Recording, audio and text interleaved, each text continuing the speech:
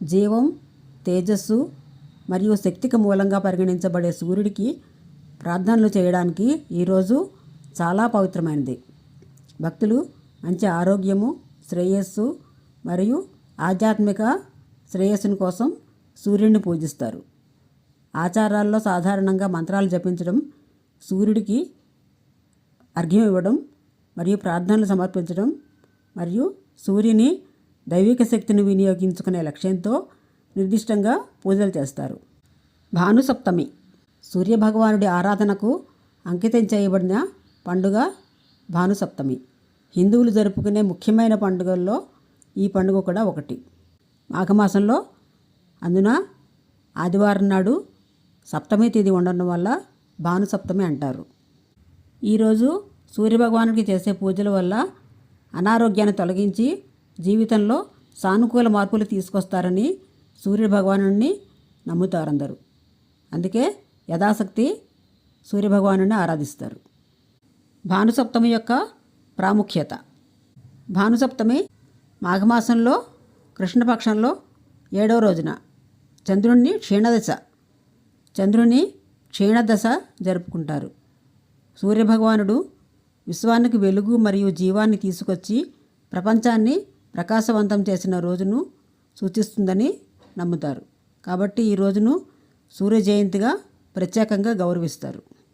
మానవునికి సృష్టిలో జీవకోటికి అందరికీ కూడా జీవనోపాధికి మూలంగా శక్తి, తేజస్సు ఎంతో అవసరం.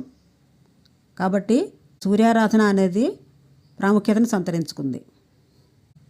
సూర్య సప్తమి, మాఘ సప్తమి, అచల సప్తమి, సూర్య జయంతి మరియు రథసప్తమి అని కూడా పిలువబడే భానుసప్తమి హిందూ సాంప్రదాయాల్లో లోతైన ఆధ్యాత్మికత ప్రాముఖ్యతను కలిగి ఉంది.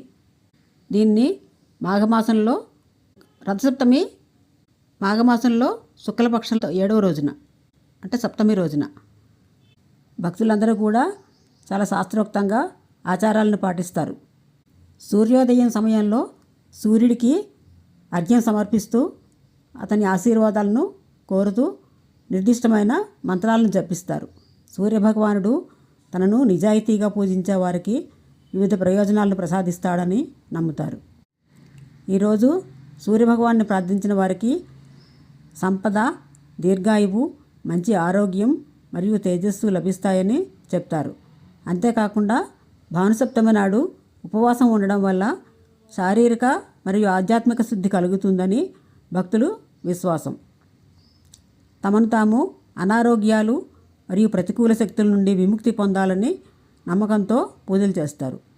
ఈ ఉపవాసాన్ని పాటించడం ద్వారా వ్యక్తులు తమ గత మరియు ప్రస్తుత జీవితం నుండి పేరుకుపోయిన పాపాలను తొలగించుకుంటారని, స్వచ్ఛమైన మరియు మరింత సంపన్నమైన జీవితం లభిస్తుందని నమ్ముతారు. ఈరోజు ఆధ్యాత్మికత మరియు శారీరక పునరుజ్జీవనంతో కూడా ముడిపడి ఉంది. ఈ రోజున సూర్యుడిని ఆరాధించడం ద్వారా వారు తమ శరీరాలకు మరియు మనస్సుకు స్వస్థతను తీసుకురావచ్చని, అలాగే కష్టాల నుండి రక్షణ పొందవచ్చని భక్తులు నమ్మకం. భానుసప్తమి నాడు సూర్యుడిని ఆరాధించడం వల్ల వ్యక్తిగత వృద్ధికి మరియు ప్రకృతితో సామరస్యాన్ని కాపాడుకోవడానికి దైవిక జోక్యాన్ని కోరుకునే మార్గంగా పరిగణించబడుతుంది. ఈరోజు వ్యక్తులు తమ జీవితాలను ప్రతిబింబించడానికి మరింత క్రమశిక్షణ మరియు ఆరోగ్య స్పృహతో కూడిన విధానాన్ని అవలంబించడానికి మరియు ప్రాణదాత అయిన సూర్యుని శక్తికి కృతజ్ఞతను తెలియజేయడానికి కూడా ఈ పూజల్ని నిర్వహిస్తారు. భానుసప్తమి యొక్క ప్రాముఖ్యతను గురించి ఉపనిషత్తులలో సృష్టి ప్రక్రియ యొక్క అంతర్దృష్టిని అందిస్తుంది. ఉపనిషత్తుల ప్రకారం విశ్వం ఒక విశ్వగుడ్డు నుండి ఉద్భవించింది. అది 2 భాగాలుగా విడిపోయింది. ఒకటి బంగారం, మరొకటి వెండి. వెండి సగం భూమిగా మారిందని, బంగారం సగం స్వర్గంగా ఏర్పడిందని, ఈ ఖగోళ విభజన పర్వతాలు, మంచు, మేఘాలు మరియు మన చుట్టూ మనం చూసే ప్రతిదాని సృష్టికి దారితీసింది. సూర్యదేవుడు తన ప్రయాణాన్ని ప్రారంభించిన ఈ సమయంలోనే భూమిపై జీవం సృష్టించబడింది. అతని కాంతి మొట్టమొదటిసారిగా ప్రపంచాన్ని ప్రకాశవంతం చేసింది.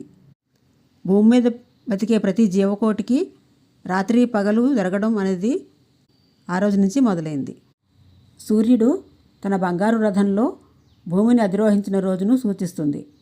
ముఖ్యమైన సందర్భం ఏంటంటే హిందూ పురాణాల్లో ఒక దైవిక సంఘటనగా చిత్రీకరించారు. ఇక్కడ సూర్యదేవుడు తన పూర్తి తేజస్సుతో 7 గుర్రాలు లాగిన ప్రకాశవంతమైన రథంపై ప్రయాణించాడు. ప్రతి గుర్రం సూర్యుని 7 కిరణాలలో ఒకదాన్ని సూచిస్తుంది. ఇవి శక్తి, తేజము, జీవశక్తి యొక్క విభిన్న అంశాలను సూచిస్తాయి. సూర్యుని రథసారథి అరుణ సూర్యుని తీవ్రమైన వేడి నుండి భూమిని రక్షించిందని, ప్రపంచం దాని శక్తితో మునిగిపోకుండా చూసుకుందని నమ్ముతారు. ఈ ప్రతీకవాదం సూర్యుని పోషణ పాత్రను నొక్కి చెప్తుంది. హాని కలిగించకుండా కాంతి మరియు వెచ్చదనాన్ని అందిస్తుంది. శక్తి మరియు కరుణ మధ్య అవసరమైన సమతుల్యతను కూడా అందిస్తుంది. భానుసప్తమి నాడు భక్తులు సూర్యదేవుని జన్మదినాన్ని జరుపుకుంటారు. ఈరోజు సూర్యారాధన కోసం భక్తులు సూర్యోదయానికి ముందుగానే నిద్రలేచి ఆచార స్నానం చేయడం ద్వారా రోజును ప్రారంభిస్తారు. స్నానం శరీరం మరియు మనస్సును శుద్ధి చేస్తుందని నమ్ముతారు. ఇది పూజ ప్రక్రియలోనే ఒక ముఖ్యమైన దశ. పవిత్ర జలాన్ని భక్తితో అర్పించాలి. పవిత్ర నదుల్లోనూ లేదా దగ్గరలో ఉండే నీటి వనరుల్లో స్నానం చేస్తారు. స్నానం చేసిన తర్వాత భక్తులు సూర్యుడి వైపు తిరిగి సూర్యభగవానికి ప్రార్థనలు చేస్తారు. సూర్యభగవాన్ ఆశీస్సులు కోరుతూ గాయత్రి మంత్రం లేదా సూర్య అష్టాక్షర మంత్రం వంటి మంత్రాలను జపిస్తారు. సూర్య అష్టకం, ఆదిత్య హృదయం ఇలాంటివన్నీ కూడా జపిస్తారు. సూర్యుడికి వీటిని సమర్పించడం ప్రార్థనలో ఒక ముఖ్యమైన భాగం. ఎందుకంటే సూర్యుడు ఆరోగ్య ప్రదాత. చర్మ వ్యాధులకు సంబంధించి తొలగించడంలోనూ శక్తిని పొందడంలోనూ సహాయపడుతుందని ముఖ్యంగా ఈరోజు చాలా ప్రత్యేకంగా పూజిస్తారు. ఆరోగ్యం, శ్రేయస్సు, దీర్ఘాయువు కోసం సూర్యుని దివ్యకాంతిని పొందడం కోసం సూర్యుడిపై దృష్టి సారించి పువ్వులు, ధూపం, పండ్లను కూడా సమర్పిస్తారు. ఈరోజు చాలామంది ఉపవాసం చేస్తారు. అయితే కొందరు వారి ఆరోగ్యం ప్రాధాన్యతను బట్టి పండ్లు లేదా ద్రవాలను తీసుకుని ఉపవాసం సాగిస్తారు. భానుసప్తమి నాడు ఉపవాసం ఉండేవారికి శారీరక ఆరోగ్యం మరియు గత పాపాల తొలగింపు కోసం సూర్యభగవానుణ్ణి ప్రార్థిస్తారు. ఆరాధన ఆచారాలు పూర్తయిన తర్వాత ముఖ్యంగా ధాన్యాలు మరియు స్వీట్లు, ప్రత్యేక నైవేద్యాలు తయారు చేసి కుటుంబ సభ్యులు మరియు స్నేహితులతో పంచుకుంటారు. కొన్ని ప్రాంతాల్లో ఈ రోజును ఆరోగ్య సప్తమిగా కూడా పాటిస్తారు. ప్రజల ఆరోగ్యం మరియు వైద్యంపై ప్రత్యేకంగా దృష్టి పెడతారు. పూజ పూర్తయిన తర్వాత సూర్యభగవానునికి నైవేద్యాలు సమర్పిస్తారు. పళ్ళు, పాయసం వండి నైవేద్యం పెడతారు. భానుసప్తమి పూజ మంత్రాలు. సూర్యగాయత్రి మంత్రం. ఓం సూర్యాయ విద్మహే మహాదేవాయ ధీమహి తన్నో సూర్య ప్రచోదయాత్. అర్థం: అత్యున్నత శక్తి మరియు దివ్యకాంతి స్వరూపుడైన సూర్యభగవానుడిని ధ్యానం చేస్తాము. ఆయన మన మనస్సులను ప్రకాశింపజేసి ఆధ్యాత్మిక మెలుకొలుపును వైపు నడిపించుగాక. సూర్య అష్టాక్షర మంత్రం. ఓం సూర్యాయ నమః. అర్థం: సూర్యభగవానుడికి నమస్కారములు. దీనివలన మనసు, శరీరము శుద్ధి అవుతుంది, స్వస్థపరిచే శక్తి లభిస్తుందని, భక్తుడిని వ్యాధుల బారి నుండి సూర్యభగవానుడు రక్షిస్తాడని నమ్ముతారు. సూర్యభగవాని ఆశీస్సులు పొందడానికి ముఖ్యంగా సూర్యోదయ సమయంలో సూర్యునికి అర్ఘ్యం సమర్పించేటప్పుడు ఈ మంత్రాలను భక్తితో జపిస్తారు. భానుసప్తమి వ్రత కథ. ఇందుమతి కథ మరియు ఆమె మోక్ష అన్వేషణ, ఆధ్యాత్మిక దైవకృపతో కూడిన ఆధ్యాత్మికత కథ ఇది. గొప్ప అందం మరియు భక్తి కలిగిన స్త్రీ ఇందుమతి. అయితే జనన మరణ చక్రం, పునర్జన్మ, దీంతో ఆమె చాలా కలత చెందింది. దాని నుంచి విముక్తి పొందడానికి, మోక్షం కోసం ఆమె సూర్యుని గురించి ధ్యానం చేస్తుంది.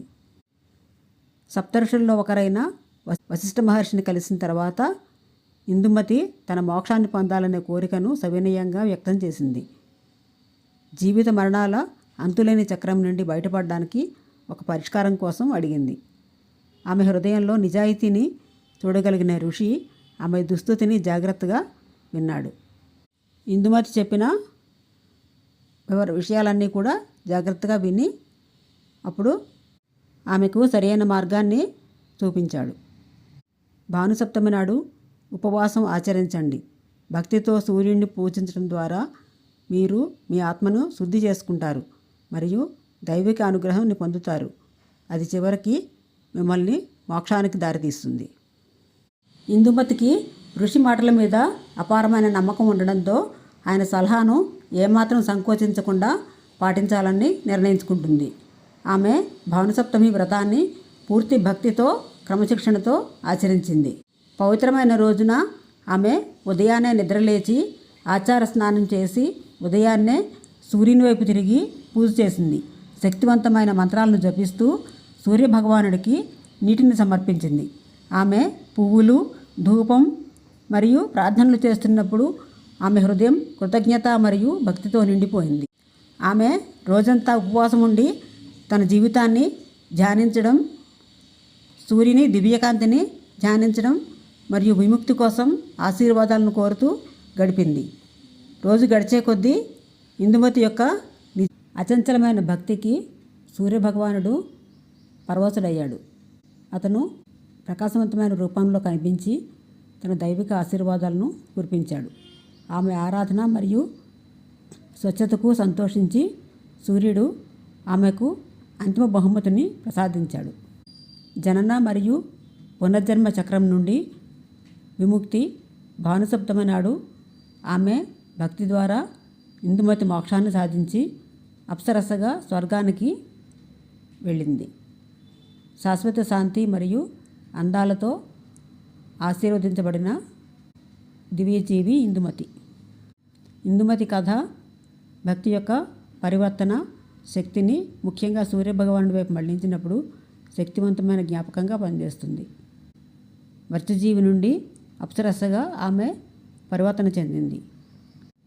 నిజాయితీ గల ఆరాధన ఎలా అత్యున్నత విముక్తికి దారితీస్తుందో చెప్పే కథ ఇది. తినకూడని పదార్థాలు, మద్యము, మాంసము మొదలైనవి తినేవాడు 7 జన్మల పాటు రోగాలతో బాధపడతారు. ఆ జన్మాంతం దరిద్రం ఉంటుంది. స్త్రీ సమాగమము, తైలం రాసుకొనుట, మద్యమాంసాలను. ఇందుమతి అచంచలమైన భక్తి ద్వారా తను అనుకున్నది సాధించగలిగింది. ఆదివారం విడిచిపెట్టిన వానికి శోకం, వ్యాధి, దారిద్ర్యము ఉండదు. వారు సరాసరి సూర్యలోకానికి వెళతారు అని మనకి సూర్యాష్టకంలో చెప్పబడింది.